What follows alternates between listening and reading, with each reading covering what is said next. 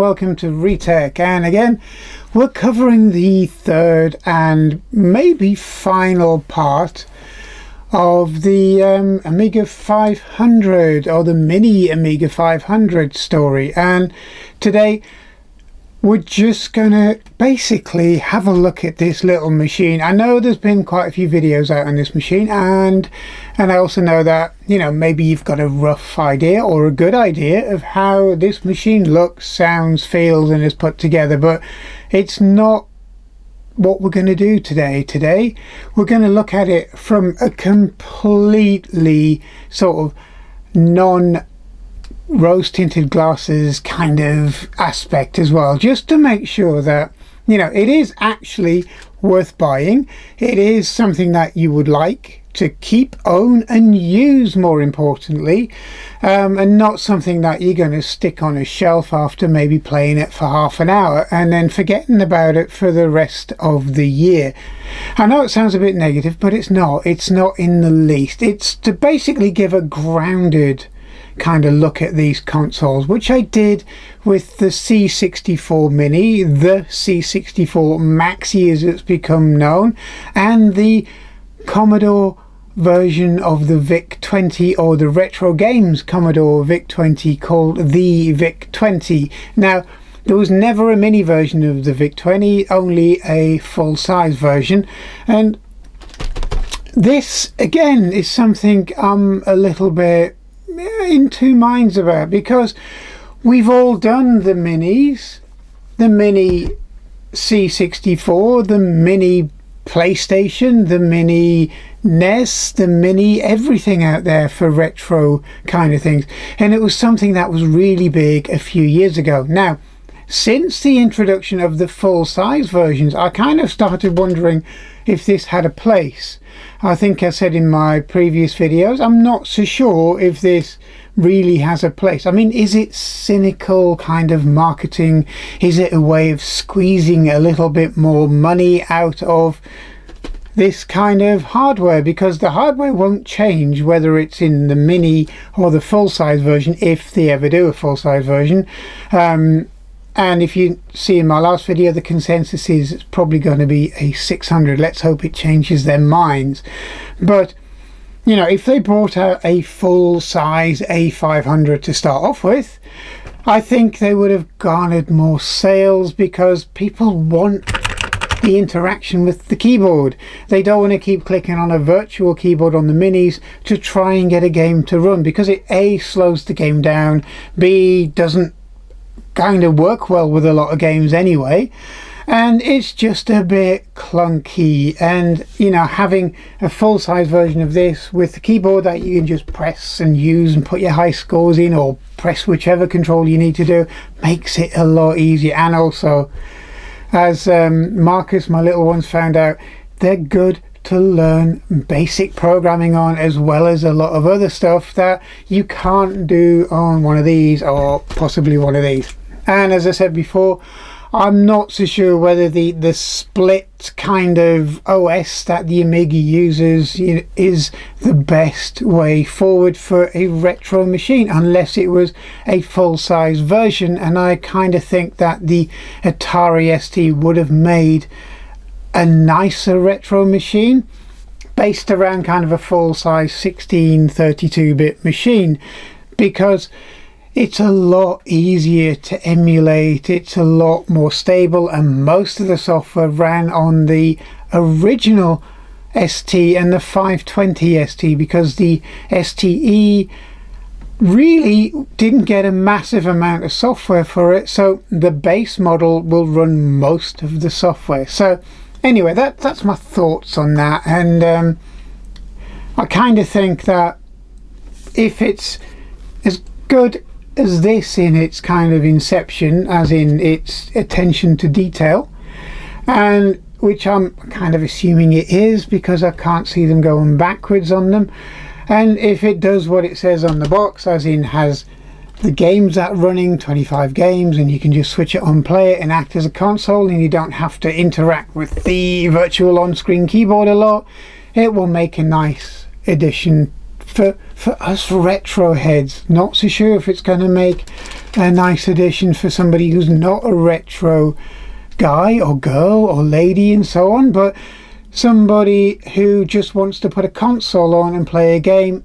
Maybe that's where the Xboxes and PlayStations are going to be more interesting to them. So let's take a look. Okay, so here we have the Amiga A500, and I'm sure you've seen everyone unbox these on the pre-release ones. It doesn't come with an adapter, and basically doesn't come with a power supply, so it's something you would need to buy yourself. Now that's kind of standard fare really, because that's what's happening in the mobile phone industry as well. But you know, they seem to think that everyone's got thousands of these adapters kicking about, but at the end of the day we're going to run out of them sooner or later, so you may or may not have to buy one.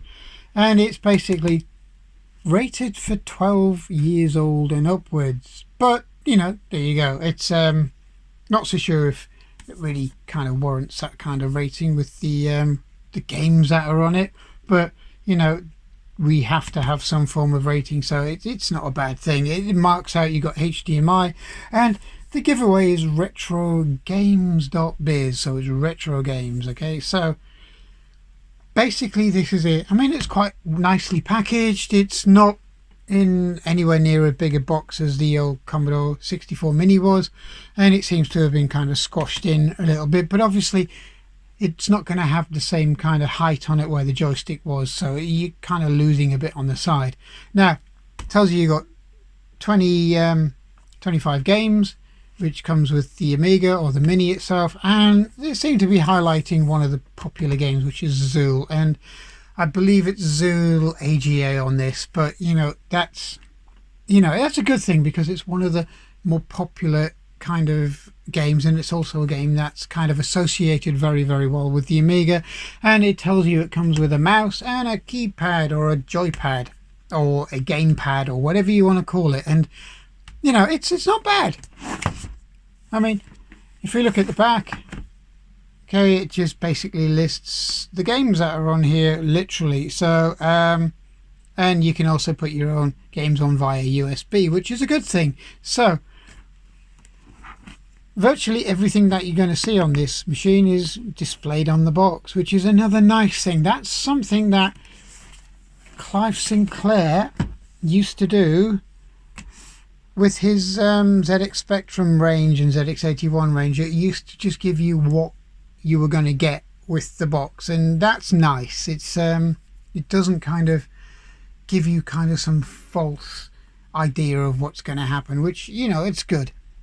So on the front it looks like a standard Amiga 500 with the red LED, etc. So let's get it out of the box and let's have a look. And you know, there it is. It's alright. So let's have a quick comparison in size.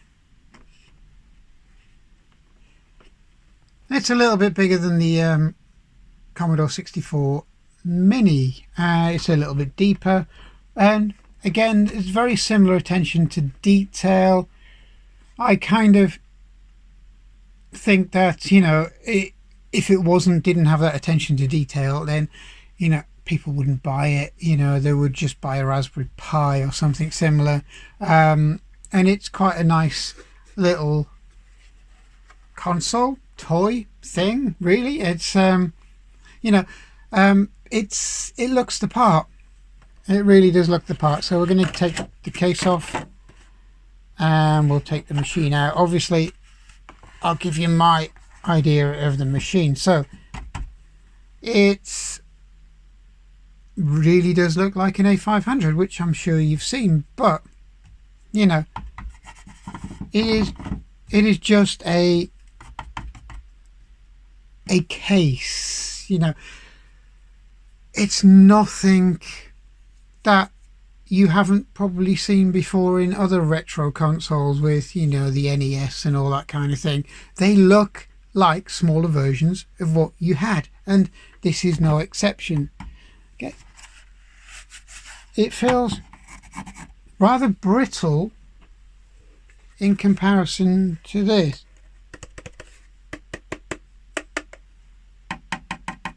there's a definite difference. So if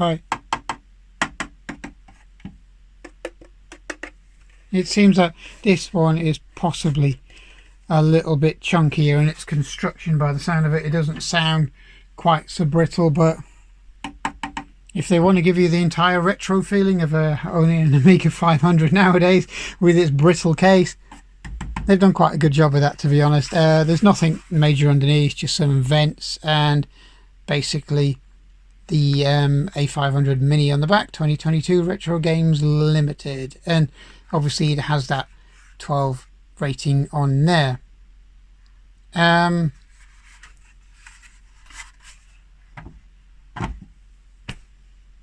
There you are. It's an Amiga 500, and this is what it's all about. Okay, it's nicely done. Okay, it's not brilliantly kind of put together as far as materials are concerned. Okay, it's very nicely done. It feels rather brittle in its construction, to be brutally honest with you. It looks the part. It's kind of, if you didn't know it was a Mini 500, looking at it here without any other interaction or reference points, you would think it was just a picture of a very well retro brighted or preserved Amiga 500, which is a good thing. Obviously the little sticker, which isn't the Amiga one, would probably give it away a little bit, and the on the title there, but yeah, it's not bad at all. It's certainly nothing you would swoon over. I mean, you see, enthusiasts, retro enthusiasts, and sometimes have a bit too much of the kind of let's swoon around and let's, put it on thick for, our audience. But our audience aren't crazy, they aren't stupid, they aren't, that they aren't daft. They're able to make up their own mind by doing a kind of a straightforward review, and this is what this is. This is an honest opinion. Okay, so it looks really good. It's got fantastic attention to detail on the actual little model itself, and it's quite nice. It is genuinely quite nice thing to see. So really, what you're really going to get in your box is the quick reference guide or the quick guide, and it's all right. It's quite involved for what it is. It's nothing that anyone would not have worked out in the first 3.5 seconds, really, to be honest, of taking it out of the box. And yeah, and it's got the usual, you must dispose of it in a ecologically sound manner, which is good. Everything's really well specced up and done. You've got nice attention to detail, which it is a proper attention to detail on things, including the box, the way it's kind of laid out, and the colouring, etc. The mouse again is packaged very similarly, which is nice. And if we take the mouse out of the box,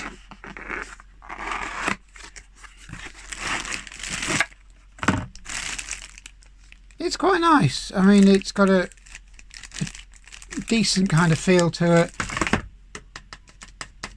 Again, it's that kind of plasticky kind of plastic, if you know what I mean. It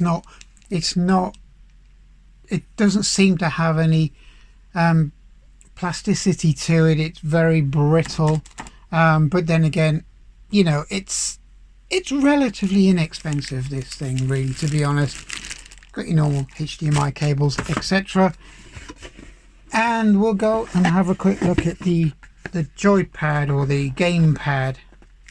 In the gamepad box, you get the mains power cable, as you might call it if it was a real Amiga, but you need to supply your own little power brick for it. The games pad we're just going to pull out of its case, and again, it's all right. It's got a little bit of weight to it. I've got to suspect there's a little metal block in there somewhere just to give it that extra weight, because it's kind of creaky in places. It's pretty well constructed. It's a nice looking thing, to be honest, and it's because it's smaller as well, it doesn't feel as brittle as both this and the mouse. I've got a feeling that it's probably manufactured in a different place, but yeah, it's all right. It's very similar, to be honest, in a kind of a midway gamepad you can buy for your PC in the feel of the buttons, etc., or you know, one you might just buy to build a, you know, a Pi, a retro Pi or something similar, you know. And it's, but in saying that, not so sure how much it would stand up to massive hammering, but don't have any issues with the quality. I don't have any issues with the way it's constructed. Just giving you as it is. It's maybe a little bit on the brittle-ish side, plastics, but you know, there's a lot of big commercial products out there that feel the same. You know, the Sony PlayStation, when they brought out their version of all of this, and their Mini was fairly brittle on its plastic. So it's a cost thing. I understand that it's a cost reduction kind of method of keeping low costs, but sometimes might be a bit of a false economy, because if you're like me and you want to be able to have things that last a little longer or can take a little bit of abuse, you would like things to be probably a little bit more sturdy. But this mouse, other than being made of roughly the same plastics as the actual machine itself, has really nice buttons to it. I've got to give it that. It's really, really nice. And the gamepad as well doesn't have the same quality feel as the mouse. The mouse feels really good quality, which is kind of good, really, because I bought another one, and that's for a project I'm going to do a little bit later on. But I'm quite happy that this mouse feels and sounds the way it is, and it will take a little bit of abuse. I mean, because it's smaller than this, it's actually feels a lot more sturdier, even though it's still made of the same brittle plastic. But we'll see in a 6 months time, see if it stands up to the abuse that it's going to get, if you know, the younger gamers are going to get hold of it. So there you go. There's your, what you get in the box. There's your Amiga 500 Mini. So let's take a look at it and see what I think of it when it's actually turned on. But so far, I'm impressed with its attention to detail. I was impressed in the same way with the other products that this company has given out. I was impressed with, you know, the fact that they're given sort of half decent or decent quality cabling. I'm impressed with the micro switches that they're using on the mouse. I'm impressed with the shape and the way this joypad or this game controller feels a bit more robust, because it's actually probably a little bit thicker in its construction. But I'm not happy. Well, I'm kind of alright, but I'm not massively impressed with the buttons, okay? Because this D-pad is on one molded rocker. You see, if you press one, that all of them move and so on. So, you know, but it's a gamepad, and it's something you're gonna maybe put your own gamepad on it, because you might not like that one, and it's just a USB gamepad. You can replace it with anything, which is a good thing. So let's have a look at the machine powered up. Okay, so this is it all kind of hooked up. You got your mouse, your pad, your gamepad. I've used my standard HDMI cable, which is black. You normally have a white one plugged in there, but I just need it because it's plugged into other stuff. You've got two USB plugs for your controller and your mouse sitting at the back as well, and you've also got spare USB ports on it, so it's not so bad. I mean, you can physically plug in your own games with a USB key, which is nice, which is very nice. You can also use your own USB whatever mouse if you want to, or gamepad, game controller, etc. So it's all right. There's something we're not particularly used to in modern times on games consoles is having a wired controller and extra cables flying about, but you know, this is how it is. And you know what, it's not bad. It's would probably be better suited to be put under a TV somewhere, and then just have this gamepad on a wire, which is pretty long. It's, as you can see, it is quite long, and it will reach generally from like a TV to where you would like to sit to play the games. So yeah, it's decent. Again, they haven't cut a massive amount of corners, and they've been quite generous on their cabling, which is nice. Okay, so even the power cable here is sufficiently long enough for most people, so I'm quite impressed with that. So yeah, it's not bad at all. So what we've got to do now is turn it on. There's a little power button here, and then you get the little red light on as per an original Amiga.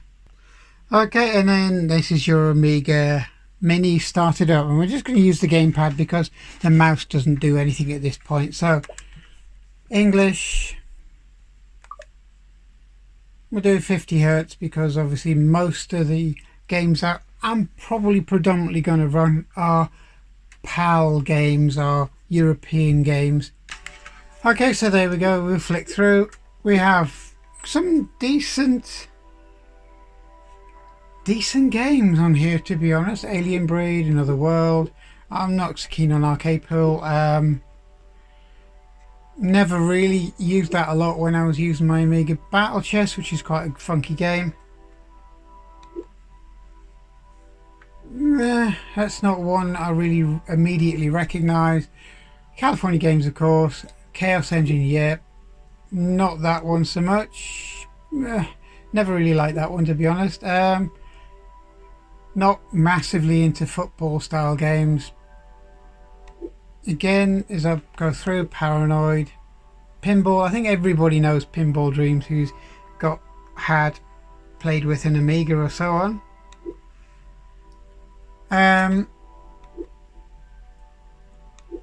See, there's again, if you've watched the 8-Bit Guy's review of this, he's very spot on with these kind of analysis of the games. Now, you kind of, obviously Worms, everybody seems to like or know that one. Zool as well, which is kind of the Amiga kind of flagship kind of game, really, to be honest.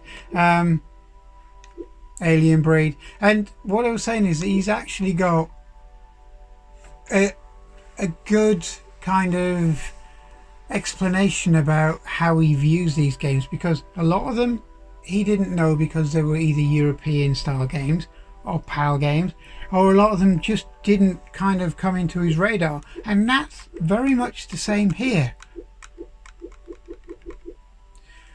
So you're looking at 25 games. I'm probably going to push it for about 9 or 10 games that I would have actually played, gone out of my way to play, bought, or you know, had a go of at some point to find out what they were actually like. And he is exactly right in what he said, and I completely agree, because this machine may have been better to have been supplied as a bare bones machine, or that option, so they didn't have the royalties to pay on it, so it would have been a little bit less cost, and also it would have been given the owner, or the new owner, the user, the chance to just install what he, she or they wanted to do. Now if you go through it as well,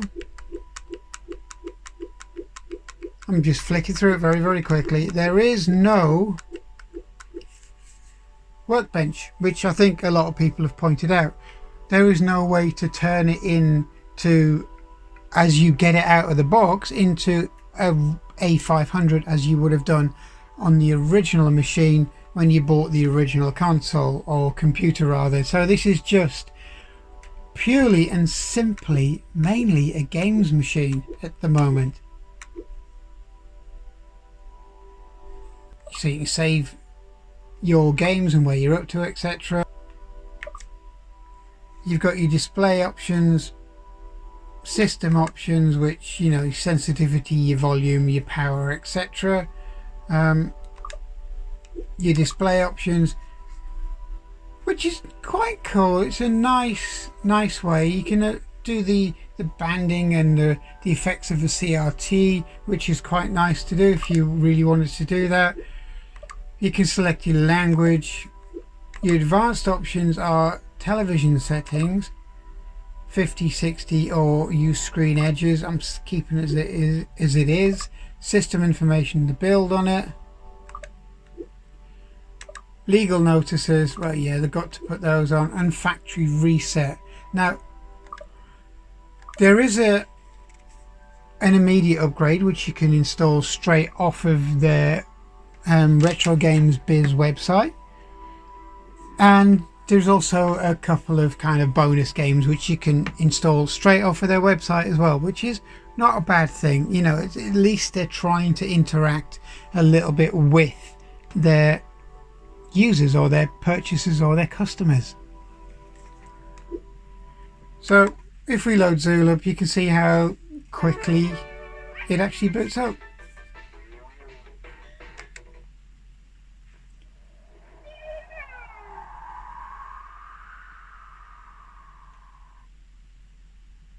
And as you can see, it's quite nice. You wouldn't know you weren't playing a genuine Amiga because it's doing the emulation quite well. And I think this one's AGA chipset as well. So, yep. And so it kind of reacts in the same way, and you can control it quite well. I think I might probably use a joystick with this one. But as you can see, it does work really well, and it would probably be more suited to be using a joystick on this one because that's what most people played this game with. You can't do the shaking from side to side quite as well on this little D-pad because it's not the best, as I said, but you know, it'll get you by playing the games. But other than that, you wouldn't really know it wasn't a true Amiga playing it. Just like most emulation or emulators that are out there, you just wouldn't know. And the casual kind of user is going to be fairly happy with this system and this setup. The nicest thing is you've got a home button to send you straight back to here, which is quite nice. But yeah, it's decent, it's good enough. It, for what you're buying it for, it's actually quite a lot of kit, because if you bought the mouse and the gamepad separately, it's going to add up to, I don't know, roughly half of what, or roughly thereabouts of what you might be paying for the full console. And obviously this is something that's just been released, so the prices are relatively high. They will come down hopefully in them to allow more and more users to buy them in the next probably 6 months or so, especially if they're planning to release something like an A500, hopefully full size. Maybe the consensus is going to be it's going to be an A600, but either way, if they launch a full size one with a working keyboard, then these will start to drop in value for retail. And you know, that's just the way it is. That's commercialism, unfortunately. But really, for the price, for the fact you're getting a 3/4 size tank mouse and you're getting a fairly decent and competent gamepad, all in the same box. It's not bad. It's not bad at all. So this Amiga 500, the Mini, it is a very nice games console. It's got some nice games on it. It emulates the Amiga 500 fairly well. I mean, to be honest, between this one that I built a while ago and this one running the same games, you would be hard pushed to tell the difference. Okay, and that's the same if I put a real original Amiga on the bench and ran them, and really if you didn't know which one the controller or the joystick was plugged into, you'd be hard pushed to tell the difference, because the sound's emulated very well, the graphics, the way it runs, the way it plays is emulated very, very well. There should be no real kind of contention in that. Okay, you may find a little bit of lag here and there on some games. You may find the sound lags slightly on other games, but generally it's put together very, very well, and it does a good job. Now, would I trade this full-size emulation of a Commodore Amiga for this? Jury's out there a little bit on that, because being able to jump straight to Workbench and use it as a Amiga was originally intended to be used, and the way it looks and feels from power up, this has got the edge, and I wouldn't want to kind of lose that for what is effectively very much a games orientated platform, which is what this is. Now, could I do something more serious on this emulated Amiga here? Well, yes, I can run Imagine and Lightwave and do all of the kind of graphically stuff that this original Amiga could have done. I can't do that on here because as it comes out of the box, you'd have to basically download a copy of the Amiga OS, Workbench, etc. You'd have to install it on WHD load, get it running, then you'd also have to then tweak it so you can use a keyboard, so you'd have to plug a keyboard in. So there's kind of limiting really what you can do with it. As a games machine, by plugging a USB key into the machine, it's great, it's fantastic, it does really, really well, and you cannot knock this little games console for that. There are going to be people out there who will put Workbench on this and will turn it into a more functional machine, but that's not really the point of this. You know, this is an A500 Mini in the same way that Commodore 64 Mini is, that it's purely a nostalgia piece. It's a kind of a quick and easy way to get a nostalgia kick and play some games and enjoy yourself for maybe an hour, 2 hours with you and your friends or whatever you want to do, just to get back into some of the retro games without having to boot up a PC, without having to run an emulator, without having to plug in even a Raspberry Pi. You know, you just take it out of the box, plug it in, and off you go. Now, would there be any use in kind of getting one of these if you already have a Raspberry Pi running Amiga emulation with all the games and everything else on that you might want to run? Not really, no, because if you've got it running on a 400, Pi 400, then you've got access to a keyboard anyway, and it kind of makes more sense, especially if you want to use it for other stuff. So it's a hard one to kind of pick which is going to be the best option, because if you want to do more with an emulated Amiga than play games, this maybe is not the console for you.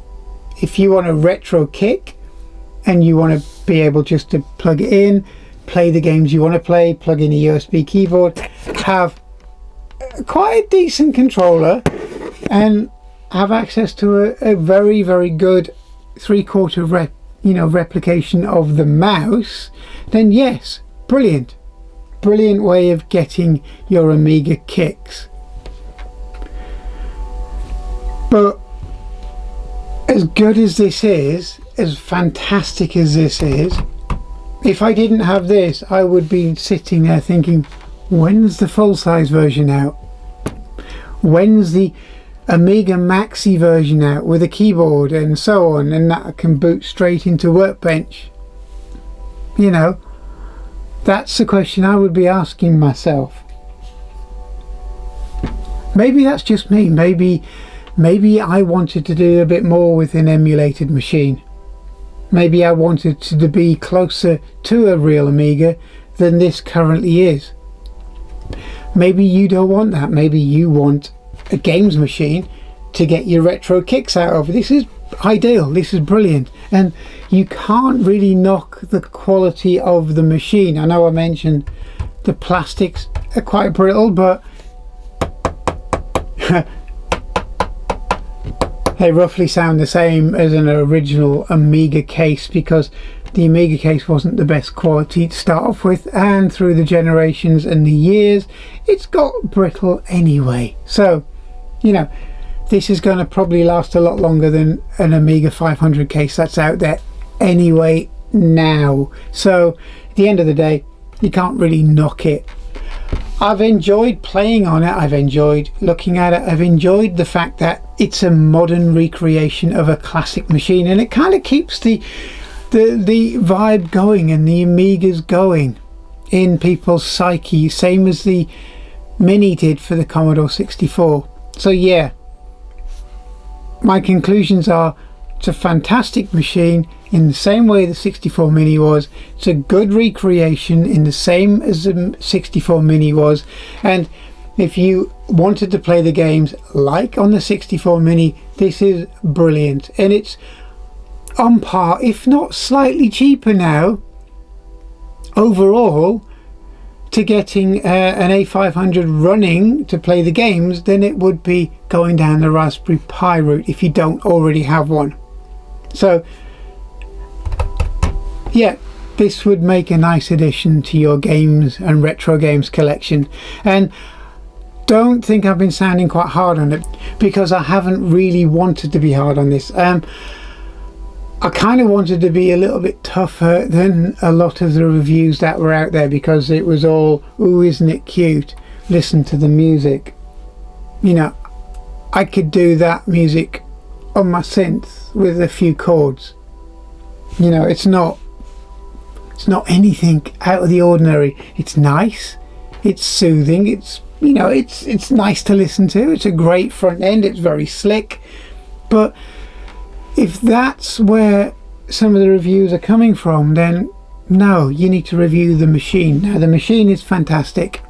It's worth buying for the reasons I've given. So I kind of hope you enjoyed this. I hope you enjoyed a more pragmatic look at this, and I hope you hopefully persuade Retro Games to come out with a 500 console rather than a 600 version, because I don't think the 600 is gonna do it with you know, most people, because most people know the 500 as the go-to classic Amiga, to be completely honest with you. But anyway, I hope you've enjoyed this. I hope to see you soon, and I hope you'll subscribe, and thanks for watching as always. Thank you. Oh, now that's a cute little machine. That's really cute. Look how cute that is. That's very cute. That's really, really, really cute. Cute. Very cute. Cute? Did I say cute enough?